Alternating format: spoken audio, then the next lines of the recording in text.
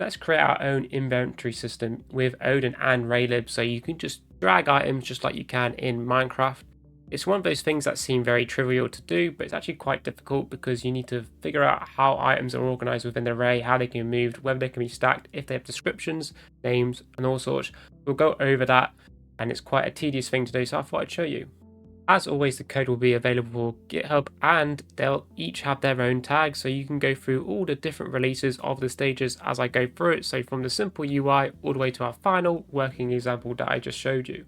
So for our first step, why don't we just generate a nice simple UI layout and have a simple array of a certain size that can be filled out. I'll just have a bunch of zeros, for example. It'll just be an empty struct of information. But the UI has some helper functions, and I'm using a system called retcut from this article that goes over some really simple method of simply you have given a space and you take cuts from it by a certain pixel amount, and therefore you can make pretty nice UI with it with very little effort.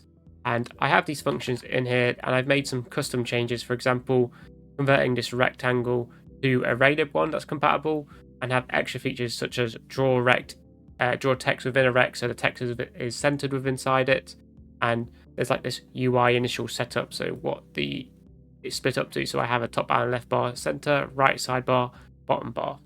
I'll probably make a video on itself covering the UI retcut because that's something pretty useful and can be covered within a shorter video rather than waste time on this one. But the functions are here, and you can just obviously copy them. They're really simple to understand. You're essentially giving a rectangle and taking cuts off it. That's it. And you can read the article that I'll have linked. Okay, let's actually look at the meat of it, the actual inventory system. We want an array and a structure for an item's information. So given it a name, description, stack limit, and ID, you can think the stack is how many that item contains in the inventory slot and what it limits it. Because, for example, you may have items that can only be stacked by once or can be stacked by more. In Minecraft, like a tool has one stack while your blocks are 64. We obviously want to give it a unique ID, so when we make comparisons we know that this is the same item type. You can see here we can just print it out as well with FMD print line, and that will just print us all what it is, and it will default to basically 0 value. So strings will be just empty and anything with an int will be 0, as we see here, ID equals 0. That's what happens when we do that. The draw inventory UI, it's really simple. Because we have 30 slots in the inventory, we can just loop through our array and we can decide it, and we can determine the amount of rows we want. So if the index is 10, that's 10 items per row. We can reset the index to 0, and again we can use the retcut to create a new line. In this case, for each section we take a cut off by 25 pixels, and that will give us the new row rect that we overwrite from the first one.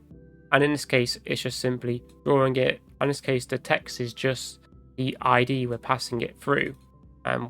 Raylib uses C strings, and if you don't know, in Odin that means you can't pass it a normal string, so you can use ctprintf to convert a string or even number to a C string really easily, and then pass it into your draw text.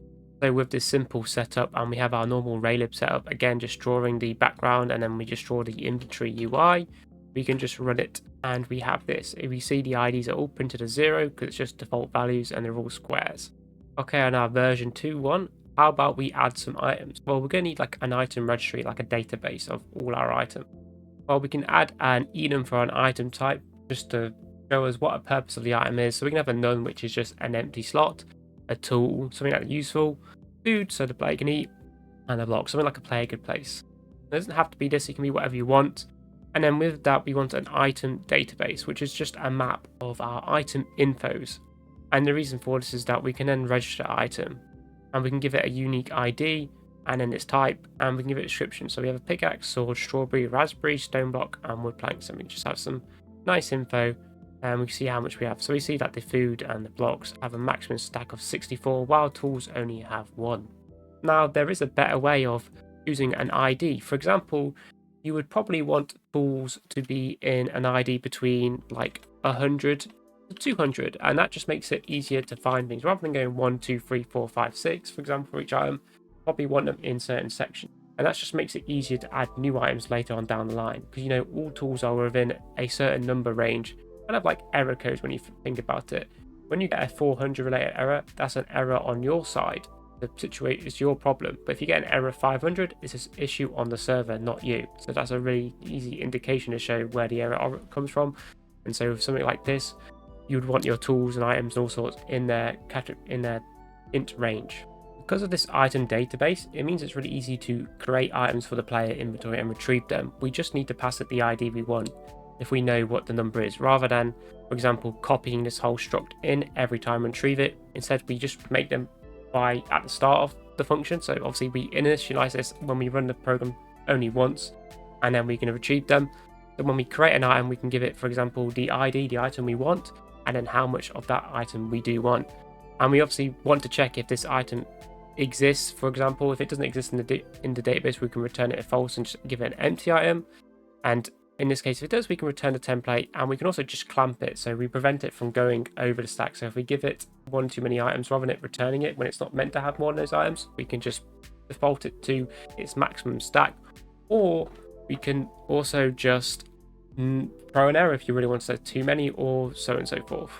Adding an item is a bit more difficult, because if we add too many, we need to deal with wherever that other piece goes. Does it just go to the void and gets removed? Probably not. We want to put it somewhere else in the inventory. When we do add an item, we give it the item that we already have, and we describe how many, if it can be stacked. So firstly, let's just go through the inventory. We check, hey, can this item even be stacked?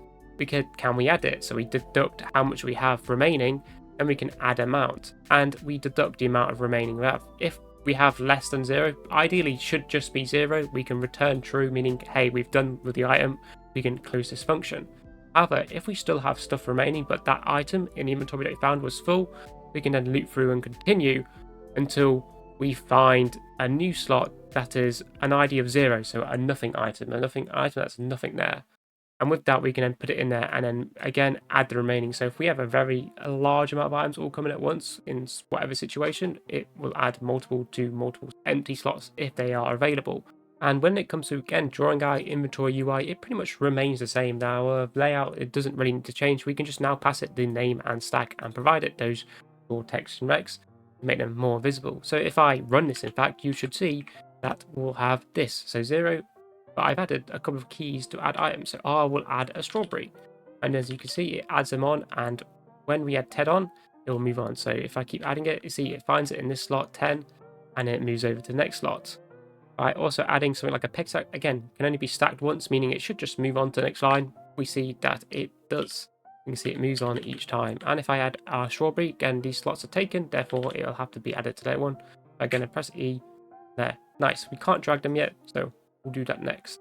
So for moving between items, we're obviously going to need a held item, in the structure to store that information, and that just can be like the rectangle, so the visuals for it, the actual item itself, if whether we're actually holding it currently, and where that was in the item array, so where that was in the inventory. So that's when we click off it, we can return it back to its original position.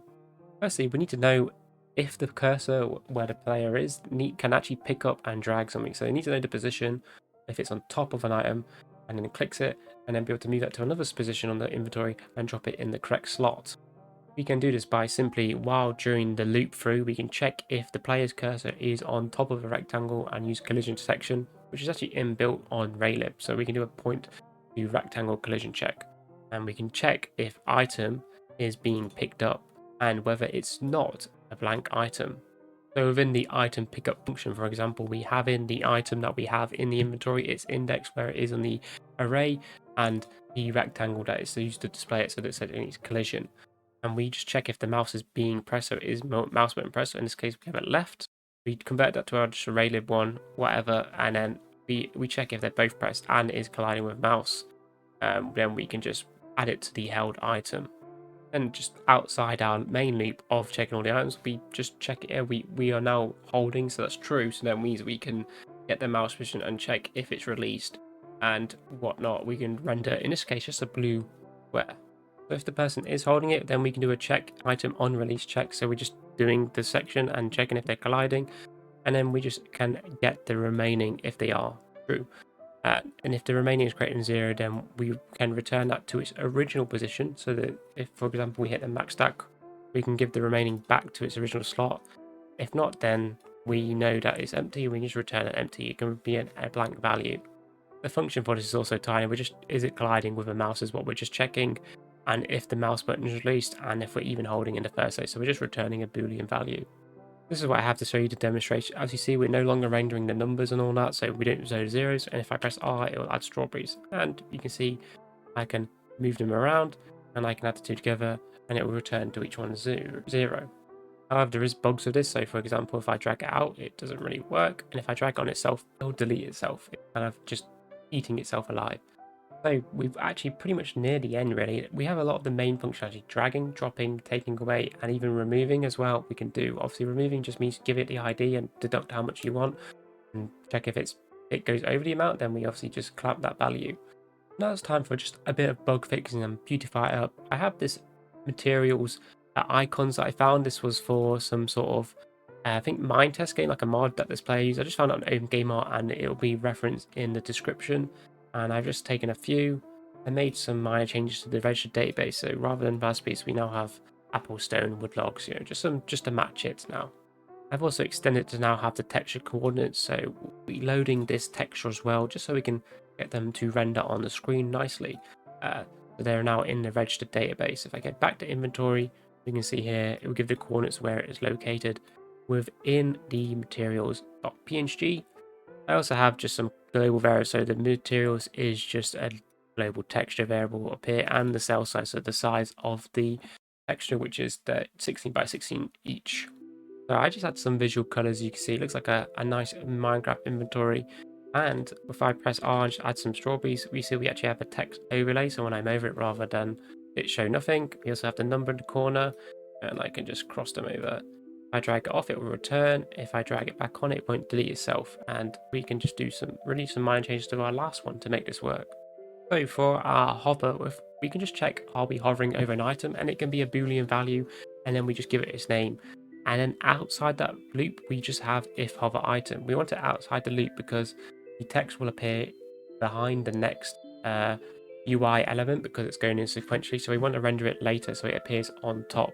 So that's just a little trick, and just so that's a really simple thing to do. We also want to hide it when we're picking up. So if the item is actually existing, we can also check that, and we don't want to render it. And then that means we also don't want to show the hover mouse item that we have. So we can just check if it's not holding and it doesn't match the same index as well. We also don't want to see if we have the index does not match this. And this is stop it so it eats itself. Like I said, when we place it back on itself, if it does that, it will just simply return false, and then that will eventually trigger this as it's no longer holding it. So either else we can tell that we're no longer holding it till it's false. Just to cover some of the UI elements, obviously entirely up to you, but Raylib comes with rounded rectangles as well, which is a nice addition. You can tell how much it's rendered. And I add the shallow drop by simply just drawing two rectangles. So one is slightly above and one is slightly below, and it's shorter, so you get that nice shadow effect. So if I again show you and run it, we have these little grey darker bits, and that is just the shadow I've added. And I can add randomize items as well by pressing G. We can see that we can move them around. I can't drop them, and it's really nice. You can obviously add text and whatever you want to it. A sword, I combine a stone together and whatnot. Rendering the texture is obviously simply reason you give the position in the rectangle. In this case, I'm just drawing it within it, so I just find the center of the rectangle and make it kind of fit. This is okay, but if the textures do not match the square, then it might cause undesired results. So make sure your squares are evenly shaped and that your texture can fit within that. Otherwise, you'll get squash textures and they won't upscale correctly. If you just also want to know how I'm adding random items, just a quick thing, I'm just checking if G key is pressed, and we can just add it at a random position. So we just get the item index, generate a new item, so of a random range, and then we can just add that specific number to it, and that will just pop it in a random index. That's really all there is to it. So it actually isn't too complicated, but it can seem a bit overwhelming at first to have an inventory system. Obviously, we don't have a hotbar, and there are more complexities like having shift clicking and a crafting bar, but I thought this would be a good start and just show you how it would work. And it's kind of, you see, you can get quite a nice visual effect. That's quite easy to do. We've got a nice looking inventory with some basic colors as well, and all the code is available for you to look at. So obviously I didn't cover all the UI. I think that'll be for another video. And all I say is like and subscribe as well, and comment what you thought. I also have some other tutorial videos going over a lot of procedural generation that I've tried out, and some discussion topics as well if you want to check those out. So I'll see you in some more videos. Peace.